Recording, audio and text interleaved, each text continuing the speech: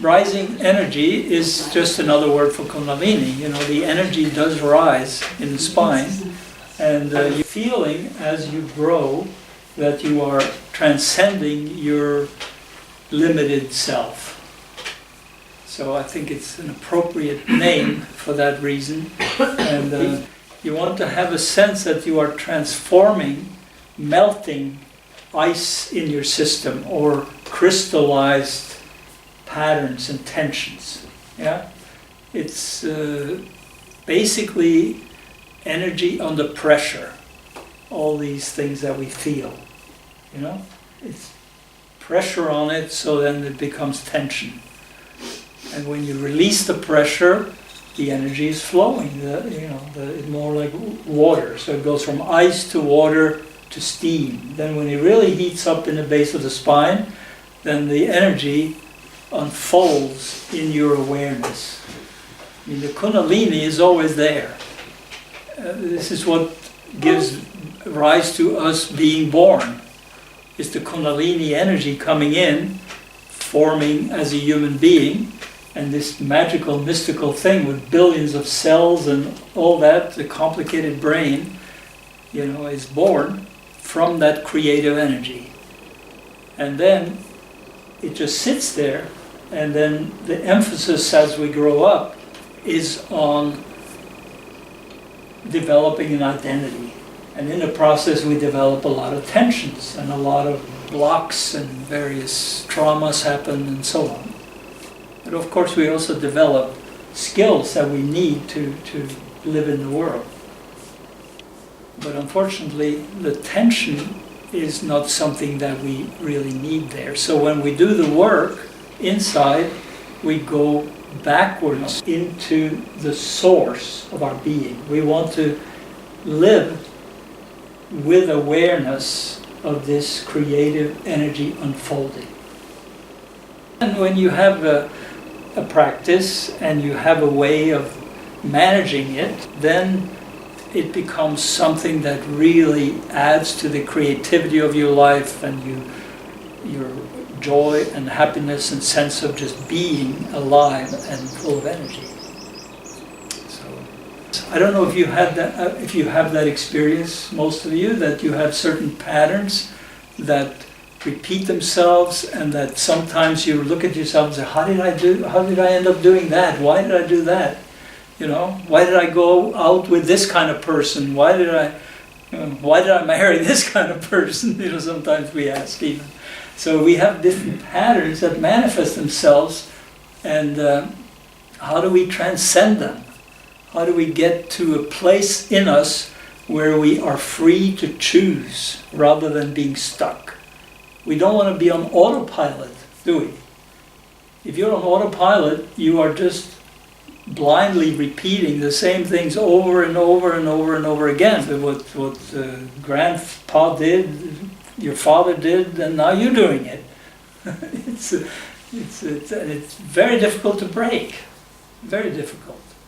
But that's what we are trying to do. We're trying to rise above it and have a different kind of understanding, awareness about how to live. Eventually, what we're trying to do with this, it might sound weird to you, but we are trying to build a spiritual self so that it actually, at the time of death, you know, we are free to vibrate even beyond the physical. You know, when you go to some of these places where some of the great teachers have practiced and lived, you can kind of feel it. Their energy is still vibrating there. Also because a lot of people come and get into a state there, you know, because it's near them. But why not work to leave behind a wonderful vibration instead of leaving together, you know, leaving behind the angry, fighting, depressed kind of vibration. If you leave behind that, you're going to just come back as a hungry ghost or have to do the job all over again. So the more we can free ourselves from the limitations of this particular incarnation, the more we can be finished. I mean, people keep repeating the same kind of thing all the time. So we don't want to do that ourselves if we can help it. We're not going to be able to affect everybody else around us, so we're going to have to live, in a situation where most people are really caught and trapped in these particular patterns, and they don't have the perspective. But then we can have compassion for that as well. There's no need to judge anybody or feel above it, or that's not the sense of rising energy.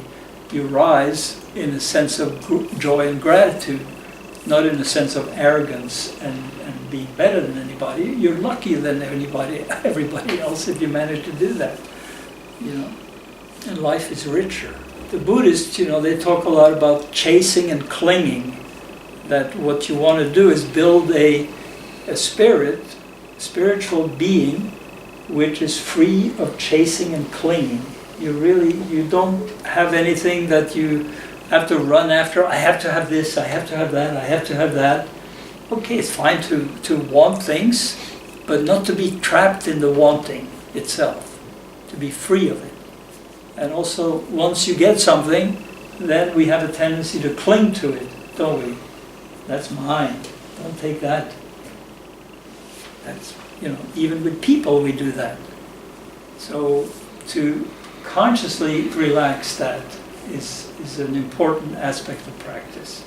And one thing with Rudy and other people I've met who are realized in this way, you can get a hug and you get close and you have a real feeling that you are being cared for, but it's not clinging to you. You are liberated in the process. And this is very different than hanging on like that. But it's something that we can do consciously, but it's not natural. So it's a little bit like swimming upstream and training ourselves to do that. Training yourself to be in an open state where that's okay and that's also okay. And let the deeper energy unfold what's right. This is kind of an art to be able to do that. Every stage of life has a different kind of set of challenges, and the ultimate challenge for everybody is death. Going into that gracefully and gratefully even. And the older you get, the more you're kind of looking that in the eye.